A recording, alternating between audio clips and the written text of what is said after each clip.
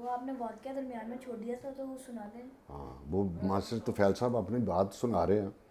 کہتے اللہ میرا جانتا ہے کہ مجھ میں ہر برائی ہے. میں جھوٹ بولوں مدینہ پاک میں 5 وقت کا نمازی ہوں.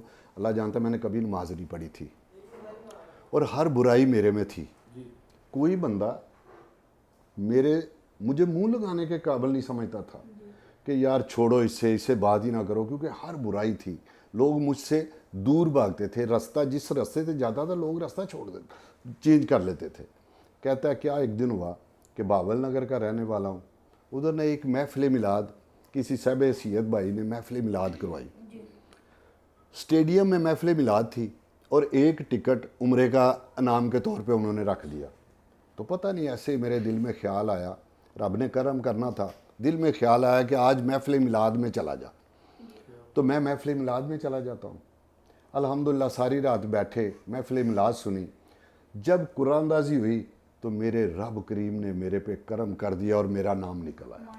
اللہ اکبر سبحان اللہ. کہتا ہے جب میرا نام نکلا تو میرے مالک نے میرا رتبہ ہی چینج کر دیا, میرا مقام ہی اور کر دیا. کچھ لوگ مجھے مبارک دے رہے ہیں کہ ماسٹر صاحب آپ کو مبارک ہو, تو کچھ مجھے کہہ رہے ہیں کہ ماسٹر صاحب ہم تو آپ کو بڑا برا سمجھتے تھے, رب پتہ نہیں آپ کو کتنا پیارا سمجھ رہا ہے, رب کے آپ بڑھاری کتنے پیارے ہیں.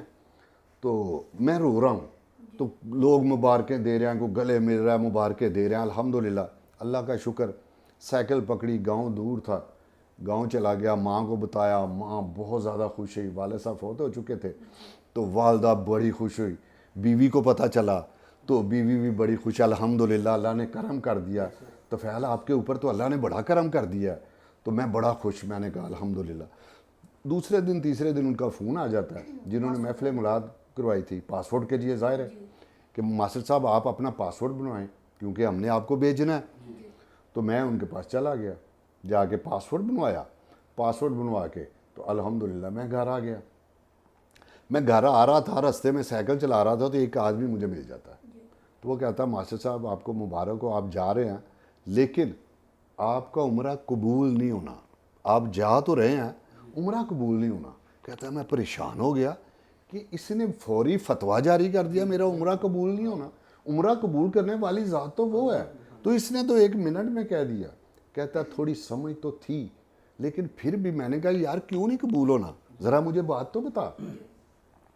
کہتا ہے آپ کی والدہ حیات ہے. میں نے کہا جی الحمدللہ. کہتی والدہ نے عمرہ یا حج کیا؟ میں نے کہا نہیں. تو کہتا ہے جب والدہ نے نہیں کیا تو جب تک وہ نہیں کریں گی آپ کا قبول نہیں ہونا. میں اب دل میں کہہ رہا ہوں کہ اس بھلے مانس کو یہ نہیں پتا, میں اپنے پیسوں سے اگر کرتا تو پہلے والدہ کو کرواتا. اگر میں اپنے خرچے پہ کرتا تو پہلے میری والدہ, اس کے بعد پھر میری باری آتی. تو میں تو اپنے خرچے پہ کر ہی نہیں رہا, تو یہ مجھے کہہ رہا ہے کہ قبول نہیں ہونا. ابو ہریرہ مجھے یار آج کوئی دوست ملنے آ رہا ہے تو واقعہ نیکسٹ نہ کر لیں, مزہ آئے گا, بڑے پیار والا واقعہ. السلام علیکم.